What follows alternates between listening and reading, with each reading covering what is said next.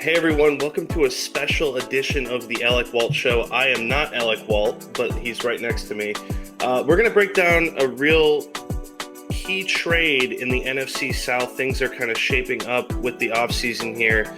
But before we do, make sure that you like this video, subscribe to Down the Block Sports so you never miss out on any exclusive content, not just from myself or Alec Walt, but we got a lot of things coming down the pipe as well. So, Walt, let's kick things off, man. What are your thoughts on the Sam Darnold trade?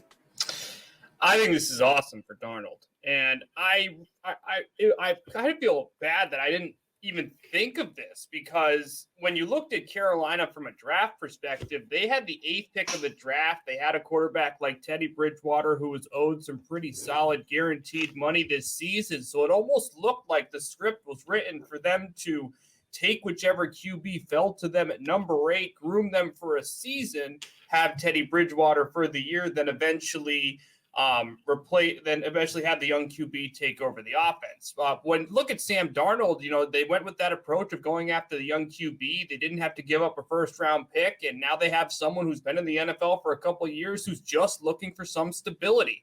Now, when you look at the Carolina Panthers, yes, they finished 5-11 last year, but they were probably the best 5-11 team you're going to see.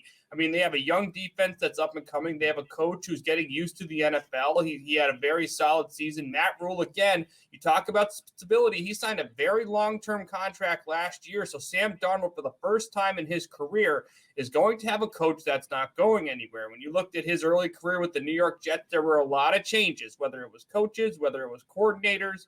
I mean, the fact that the Jets thought that Adam Gase was going to be the perfect QB for their young quarterback as they developed him for the first few years of his season is just absolutely asinine. I think the Jets absolutely failed Sam Darnold miserably, and they took the number 3 pick in a draft a couple of years ago and turned him into a 2nd, 4th, and 6th round pick. Obviously, within the years are a little bit different, but I mean, I think the Jets should be completely ashamed of themselves. I think this is a pathetic return on investment. When you look at what they did for him, I think it's awful. And now when you look at Carolina, I mentioned before, Rhule's not going anywhere, but, a quarterback's best friend is a quality running back. He now has one of the best in professional football. His targets are solid. The offense makes sense, and the defense is up and coming. So, obviously, we'll see how they manage with the quarterback situation. We can get to that in just a little bit, but I think this is a fantastic trade for Sam Darnold. This is one of the best landing spots for him of the entire NFL. So you mentioned there that they got a poor ROI with picks, but if you think about it, the Jets do have a ton of picks. Is there some maybe draft day moves that they make? Well, I think from moves perspective, like maybe they move around. They're not moving from the number 2 pick anymore. And I made a reaction video the other day of what I think San Francisco should do with the number 3 pick. And a lot of it had to do with the fact that I pretty much knew what the Jets were going to do at number 2. When you have the number 2 pick and there's quality quarterbacks available and you have the ability to improve at that position, specifically how important that is when you play in the NFL, you pursue it. And I mean, obviously, with the activity going on, with trades happening, you kind of looked at it like if the Jets are going to make a move, they're probably going to do it right now. And, the last thing they need is to get closer to the draft, because we saw what happened with Josh Rosen. We got closer to the draft. There was uncertainty, even though we all knew that Arizona was going to take Josh Rosen. Next thing you know, they get, pennies on the dollar for someone they took 10th overall the year before. And then they end up taking Kyler Murray and didn't maximize his value. Now I think the Jets looked at it like, if we wait like we did, we're going to get, I feel like we got to trade him now. I think Carolina was sitting there like, okay, there's no guarantee at number 8 we get Trey Lance. There's no guarantee we get Mac Jones, even though I think if you can get a Darnold, I think that's an improvement over someone like Mac Jones. I think Trey is still a little bit of a mystery, but you have the Teddy Bridgewater factor. But, I look at the Jets right now. I think they are taking Zach Wilson. I think they are making the right decision here. You're entering a new era, young, newish GM, new head coach, new offensive coordinator. You want to head in that new direction, the new era. So, look at the Jets. Maybe they move around. They do have a 2nd first-round pick, which I think they use on the defensive side of the ball with their new defensive-minded head coach. Again, I'm not in the war room with them. I don't know what they're going to do. But if I'm the Jets, I am happy with the number 2 pick, and I'm happy to know Zach Wilson is future. Now, listen to this. A couple years ago, we were talking about Sam Darnold at the draft. Everyone loved the USC product, the pro passer. He was going to be the future of the New York Jets. I feel like we're having the same conversation right now. No, I love Zach Wilson. Oh, he's so mobile. He has the ability to throw on the run. I think he's the future of the New York Jets. You want to know what Jets fans? You want to know what New York Jets? You want to make this work? Make sure your coach stays. Sign a good offensive line. Sign some skill. Get a running back not named Le'Veon Bell. You get $15 freaking million to. Get a head coach that adjusts to your offense. Don't change your coordinators and coaches every 2 freaking years. What the Jets did to Sam Darnold was flat out embarrassing. And I really hope they don't do that again to Zach Wilson. Yeah, his numbers kind of show that, when you're looking at his passer rating under 80, you look at his touchdown to interception 45 to 39. So, Connor, he was throwing to me and you. Yeah, he was throwing to no names, and that's exactly the point. But now that he's in Carolina, he's got a couple weapons.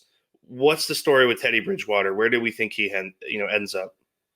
The thing with Teddy Bridgewater is I don't know what his trade value is, because I don't know how many people are going out of the way to acquire a $20 million QB in a year when the cap goes down, and pretty much every single team now knows what they're going to do with the QB position, really outside of New England. I mean, you could even say Chicago has, because they stupidly signed Andy Dalton way too early. God, they have the worst general manager in football. But I think right now, I mean, I wouldn't be terribly surprised. I mean, at the end of the day, it's going to be a QB competition who wins it in camp.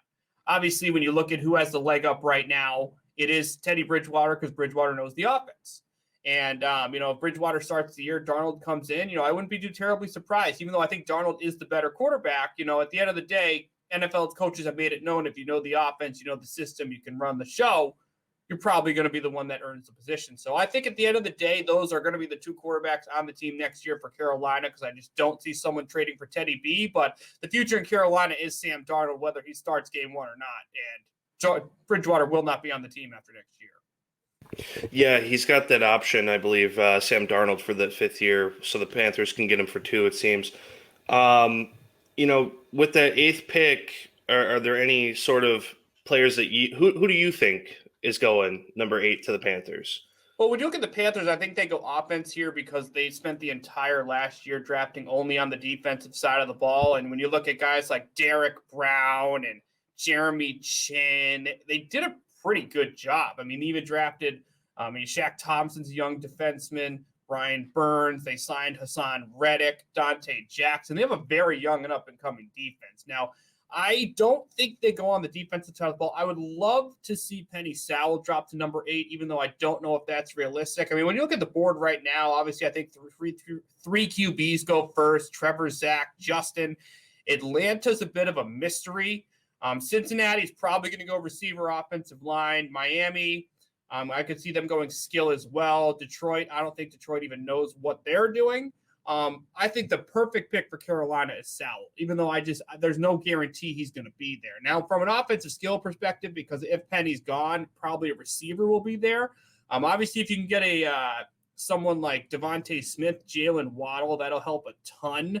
But I think if you can go offensive line receiver, I think that's a good strategy for Carolina here, even though there are some other teams in front of them that are going to have that same strategy, because Cincinnati could use another weapon and their offensive line sucks. Atlanta I don't know, no idea what Atlanta's going to do.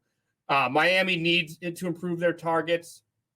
Detroit losing Kenny Golladay needs to improve their targets. They also need to improve their offensive line. So again, there's a little bit of mystery because the strategy is kind of the same with a couple of these picks, but basically if Devontae Smith or Penny Sowell is available, which I think should be, because I think Jamar Chase will go a little bit earlier, I think Carolina's going to pull the trigger on one of those guys. And finally, I mean, what's the ceiling that we think for the Carolina Panthers? I know with Tampa Bay getting, Tom Brady back and the Saints losing Drew Brees, there's going to be a lot of movement here. But what's the ceiling for the Panthers? Well, I mean, everything's about timing in the NFL. And I think Carolina's done a really good job signing the right coach at the right time, getting the young defense together at the right time. Now what's Carolina doing? Getting their quarterback of the future at the right time. And obviously from a ceiling perspective, we got to see what Darnold's going to do, because 3 years of development for him were absolutely crushed due to severe mismanagement. But at the end of the day, Matt Ryan's old and definitely way on the back nine.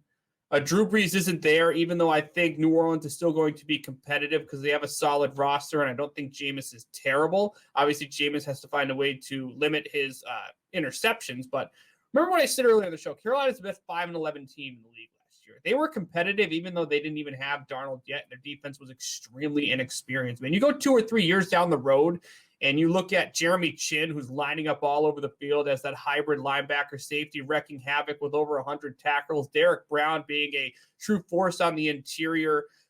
Edge rushers like Burns and, do-it-all linebacker. Like, they got a lot of talent on this team. Now, obviously, how long's Tom Brady going to be in Tampa Bay? I feel like that's going to be something that needs to be answered. He's someone that is old, but has shown that he wants to keep playing and proved that he can keep winning. So at the end of the day, I think Carolina does have a leg up right now on the 2 other teams in the division. I think Carolina is better at right now than the Saints and the Falcons. I think the Falcons are awful. I mean, I think they're about to pass on a QB and make a huge mistake, because I think Matt Ryan is way too old, and for some reason they still think this is going to be competitive after going 4-12 last year. But I love what Carolina is doing. From a ceiling perspective, again, I think everything's dependent on where Tom Brady goes. I don't really know what some of these other teams do, but I give a lot of credit. I think this is a team that can make the playoffs for multiple years, and depending how good this defense gets, they can definitely win a playoff game or 2.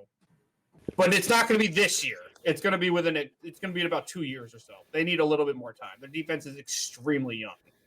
Yeah, I remember watching a few games, and they would get good pressure on the quarterback. I believe they played Arizona, where they kind of kept Kyler Murray at bay. But again, they are pretty inexperienced, and I think they still gave up 20-something points. So yeah, I mean, if I had to, what you mentioned the draft, if they could possibly get Surtain and have Surtain line up alongside Dante Jackson for that cornerback duo with Jeremy Chin in the back, that's a disgusting secondary. Oh, yeah. You got guys who can get to the pass. You got guys who can defend the pass. Those 2 can work together. You're going to cause a lot of problems. So if they don't go the wide receiver route, or a lot of them are taken before, which is definitely a possibility, Surtain would be a great fit in that defense. Even our guy J.C. Horn, we got the chance to speak with Chris Phillips from the Spurs Up show yesterday on the Alec Walt show. Great guy. We got to talk a little bit about J.C. Horn, who's a cornerback prospect out of the University of South Carolina. Again, if they can even get a second corner, I think that would make them even scarier too. But, they do need to get him another target at the end of the day. And he has experience with Robbie Anderson. Don't forget that. They worked together when they were with the Jets. That is true. I forgot that he was on the Panthers for a second there. Walt, pleasure as always, man. For all the viewers here, make sure you check out that video yesterday with the Gamecocks prospect there. Great content. And of course, make sure you subscribe to the channel, smack that notification button. And why don't you give a thumbs up on this one? Walt, anything, any final words, any final comments? Now I can say the Patriots have the wrong Panther quarterback. God, I wish we got Darnold. Now we have Cam. Well, we'll have to do another video about that sometime down the line, man. Pleasure as always. We'll wrap things up there. Sweet. Thanks for tuning in, everyone.